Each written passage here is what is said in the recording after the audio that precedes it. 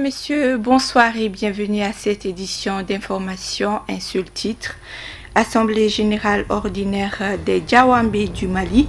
L'événement s'est tenu dimanche au Palais de la Culture Amadou Hampâté-Bâ. Il avait pour objectif de regrouper tous les Djawambé du Mali.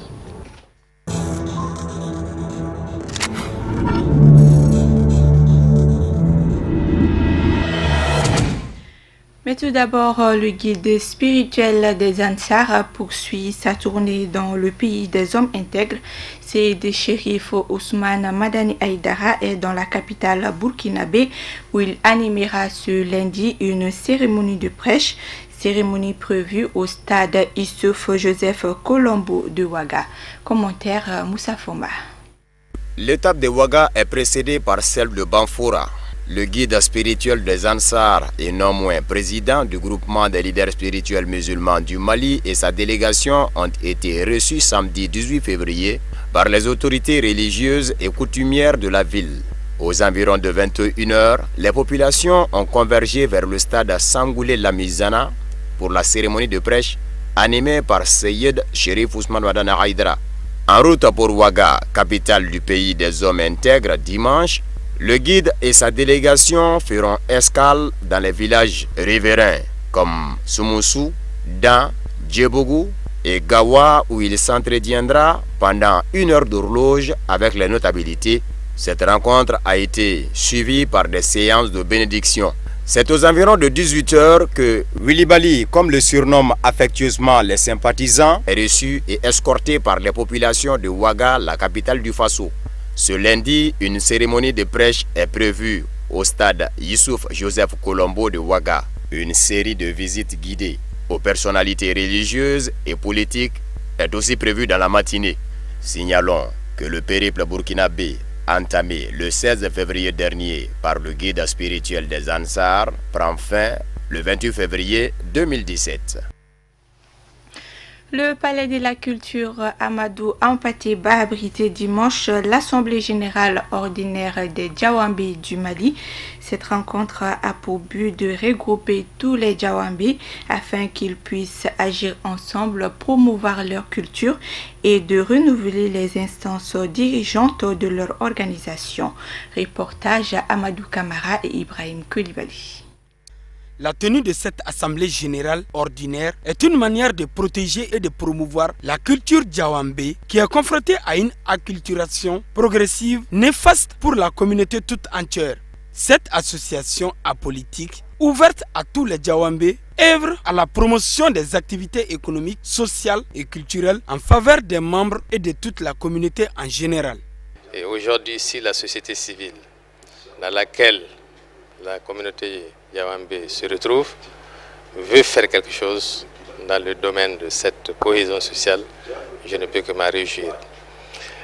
Vous savez, dans la communauté Djawambé, il y a un adage qui dit, lorsque vous partez voir un vieux Djawambé la nuit pour dire « Papa, je suis venu chercher une solution à mon problème », quand il vous dit « Allez-y, revenez demain matin », ça veut dire que ce n'est pas un diagramme.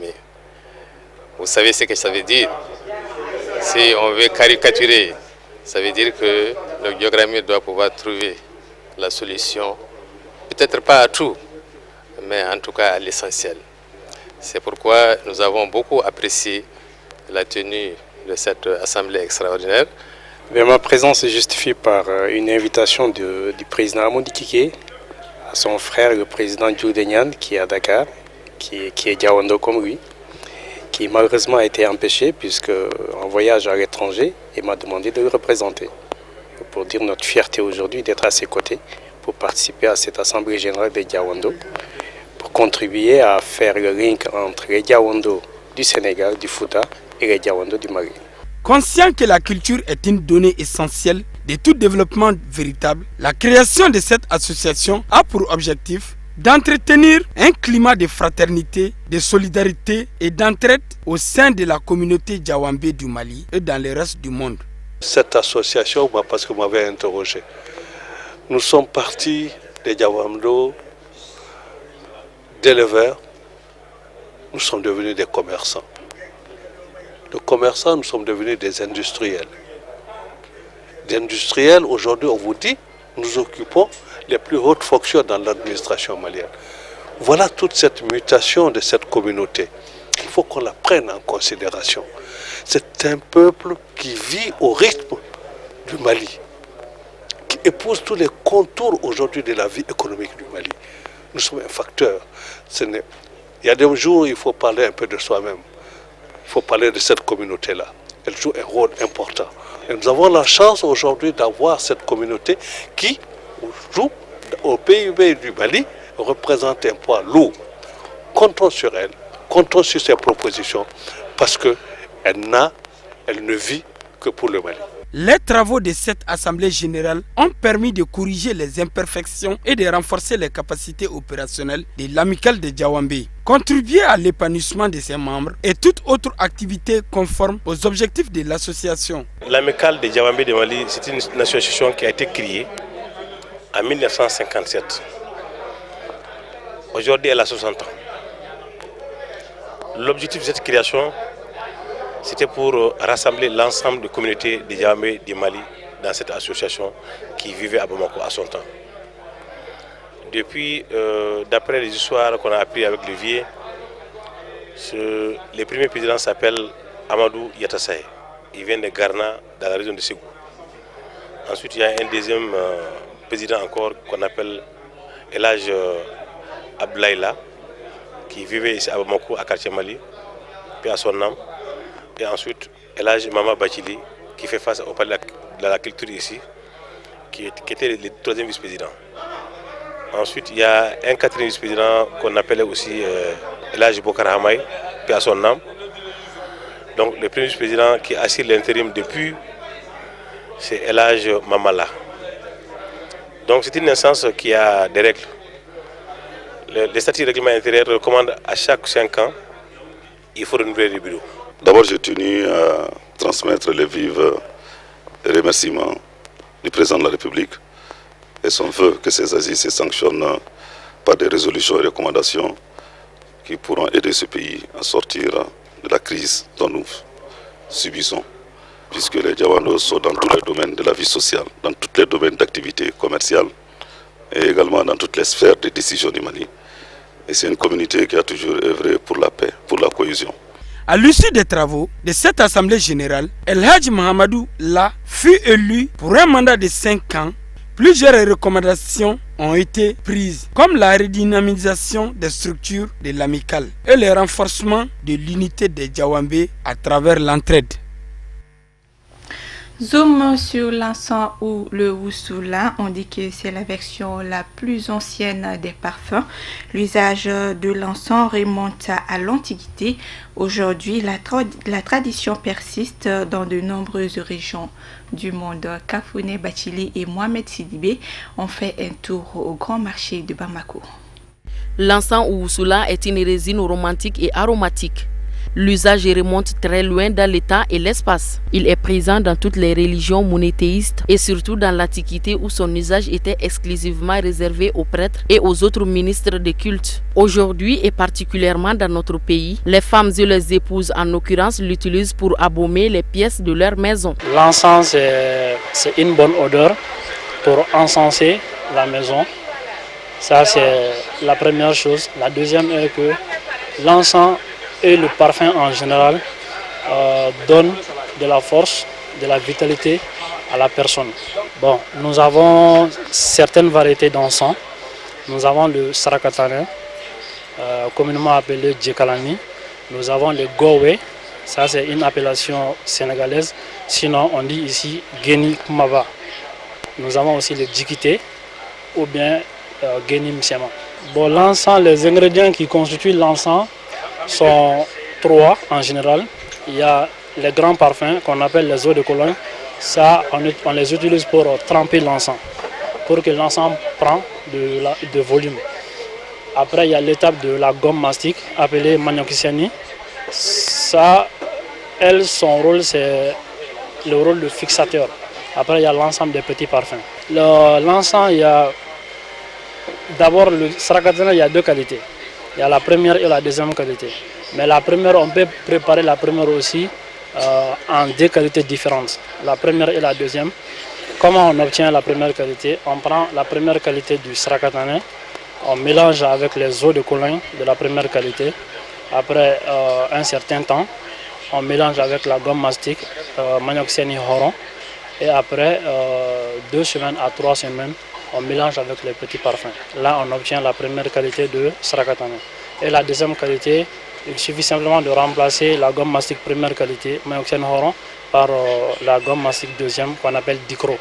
Et après, on met les parfums de la deuxième qualité. On obtient la deuxième qualité comme ça. Donc après, il y a le Gueni et le Gueni Missement. C'est la même procédure.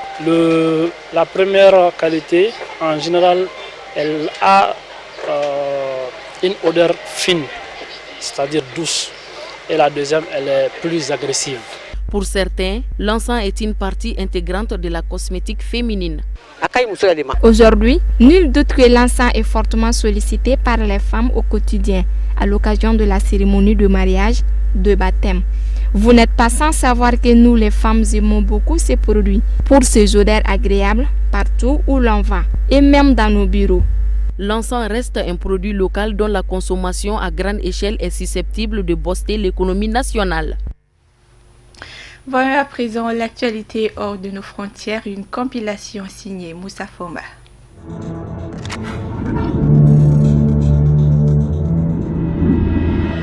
6 manifestants interpellés et 6 autres blessés, tel est le bilan évoqué par le syndicat national agricole pour le progrès en Côte d'Ivoire SINAPESI à l'issue de la manifestation qu'il a organisée ce jeudi. Engagé dans un bras de fer avec le Conseil du café et cacao, le syndicat a appelé ses membres à bloquer toute activité relative au Conseil jusqu'à ce que le cacao stocké soit écoulé. Mamelle de l'économie ivoirienne, avec 15% du PIB, le cacao dont la Côte d'Ivoire est première productrice mondiale représente les 2 tiers des emplois directs et indirects selon la Banque mondiale.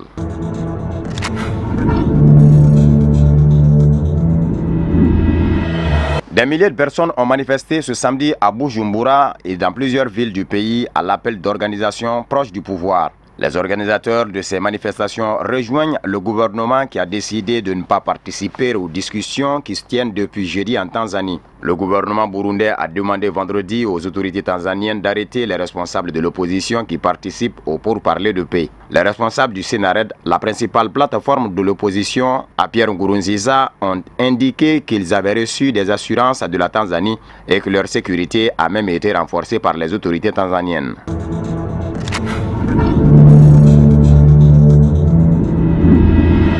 La suspension d'Internet dans les 2 régions anglophones du Cameroun a été décidée il y a 1 mois par les autorités camerounaises. Le constat de ces pertes financières vient d'être dressé par une coalition d'organisations de défense des droits humains qui s'est penchée sur cette situation provoquée par une grève entamée par les avocats et les enseignants anglophones des régions du Nord-Ouest et du Sud-Ouest. Dans une lettre adressée aux entreprises camerounaises opérant dans le secteur des télécommunications, le collectif estime que cette mesure qu'il qualifie au passage de conservatoire prise par le pouvoir de Yaoundé n'a pas pris en considération les conséquences qu'elle aurait sur l'approvisionnement des ménages et les transferts de fonds en provenance de la diaspora.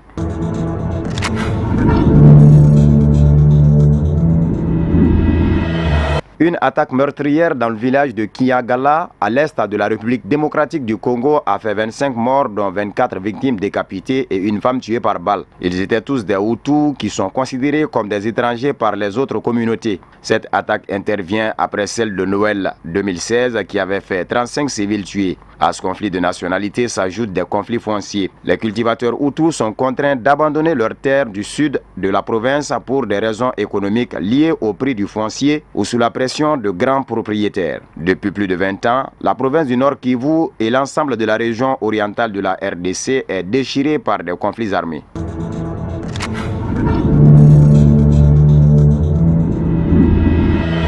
L'Ouganda abrite désormais le centre régional du renseignement des pays des Grands Lacs. Inauguré samedi, il a pour mission de coordonner la lutte contre les forces démocratiques alliées, un groupe rebelle ougandais responsable de massacres en République démocratique du Congo. Le centre est basé à Kasese, ville du sud-ouest de l'Ouganda, située à proximité de la frontière avec la RDC. Il sera géré par 8 experts en sécurité d'Ouganda, de RDC, de Tanzanie et du Kenya. Les ADF restent un des groupes armés les plus secrets de la planète et aucun des massacres perpétrés dans la région de Beni n'a jamais été revendiqué.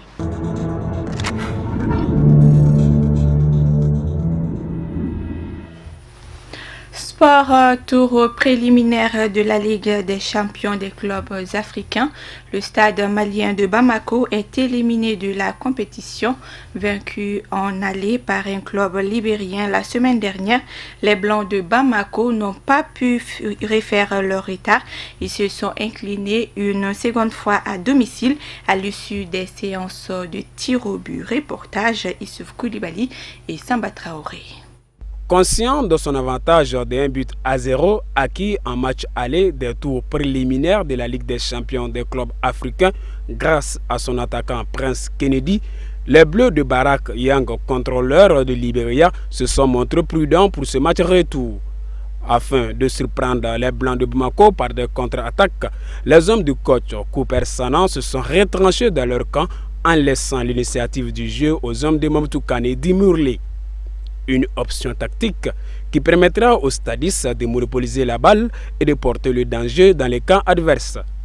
Ce n'est qu'à la 45e minute que les Blancs de Sotiba seront récompensés de leur effort. Sur le plat du pied croisé, Moussa Kono Kofi change le cours du match. Un coup d'éclat qui sanctionne la première période. À la reprise, le stade intensifie la pression et multiplie les incursions dans les camps libériens. 56e minute, Indi Samake manque de justesse le second but stadiste. Dès lors, les Blancs croient à leurs chances et jettent toutes leurs forces dans la bataille sans parvenir à renverser la tendance. 1 but à 0, c'est le score final et 1-1 en égalité de points pour l'ensemble des deux matchs. C'est à l'issue des épreuves fatidiques du tir au but que les Bleus de Barak Yang, contrôleurs de Libéria, remportent la partie par un score de 6-7 et affronteront pour le tour suivant le Freviero Beira de Mozambique. Le stade malien, c'est une bonne équipe, mais du football, pour gagner, il faut marquer. Toujours, tu ne marques pas, c'est pas le moment. Mais c'était un bon match, ils ont bien fait. Mais de temps en temps, le football, c'est comme ça. Tout travailler, ça ne vient pas. C'est dommage, ils sont perdus, on a qualifié. Dieu merci pour ça. Très déçu, très déçu. Ça, c'est... Vous savez, le mot me manque pour qualifier cette défaite avec l'apport des supporters, le soutien, ces gens.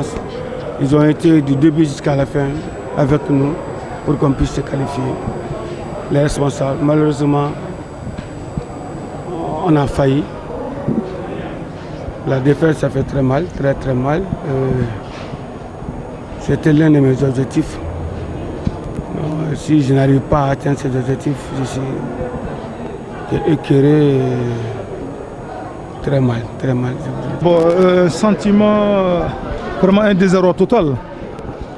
Le stade, la victoire aujourd'hui était impérative pour le stade malien. Mais les dieux du stade, comme on le dit, ont voulu autrement. Le match était à la portée aujourd'hui. Quand tu regardes le match, c'était à la portée du stade malien. Bon, vraiment, à l'impossible, nul n'est tenu.